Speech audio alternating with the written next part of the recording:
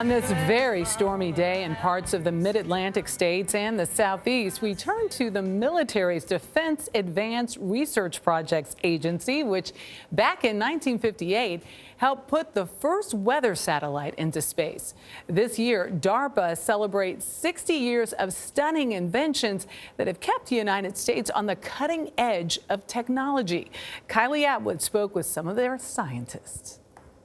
And red, I've immediately been alerted there's a threat over there. This is a Ghostbusters rig on a real-life mission. If that was a 55-gallon drum full of ammonium nitrate, that would be a very big blast. Today, American soldiers must be inches away to identify a chemical warfare agent or a homemade bomb.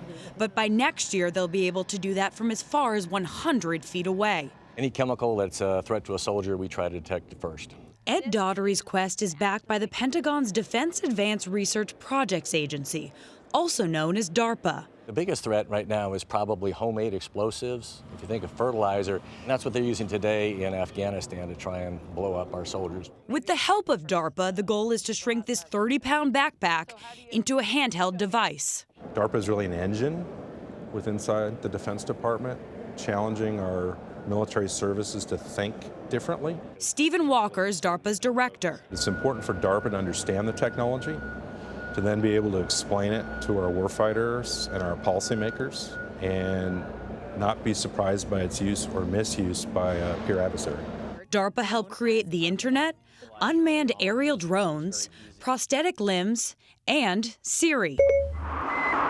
It was created in 1958 in response to the earth-shattering launch of Sputnik by the Soviet Union. America was surprised when the Russians launched Sputnik. Do you think we'll ever see something like that happen again, where the U.S. is caught off guard? It's hard to predict the future, but DARPA program managers come to work every day with their hair on fire to prevent technological surprise. Really, the way we found to do that best over the years is to create it. By a team of mad scientists like Ann Fisher. We're driven by crazy, that's for sure. How can you be just a step back from crazy so that we can kind of take a risk and then see what we can do in terms of making that risk realizable? And I think about this as my way for service to national security. DARPA is also working on how to shrink mini robots like these into a size smaller than a human fingertip, hoping they could save lives during recovery efforts, detecting signs of life underneath the rubble of collapsed buildings. First, they have to prove their strength. We'd like to have them compete in a rock piling competition, a biathlon competition, where we will have them traverse a course.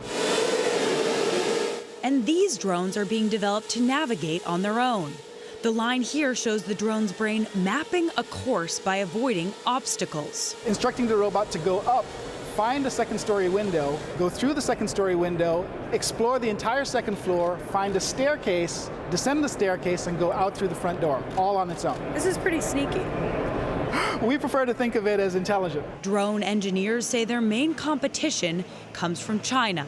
They're challenging us in different domains where we used to have a significant lead, and it's more of a competition now. And what do you say to those who believe that the U.S. has already fallen behind in the technology realm? I'm not as negative. I think we've still got a lot to offer. Are they wrong?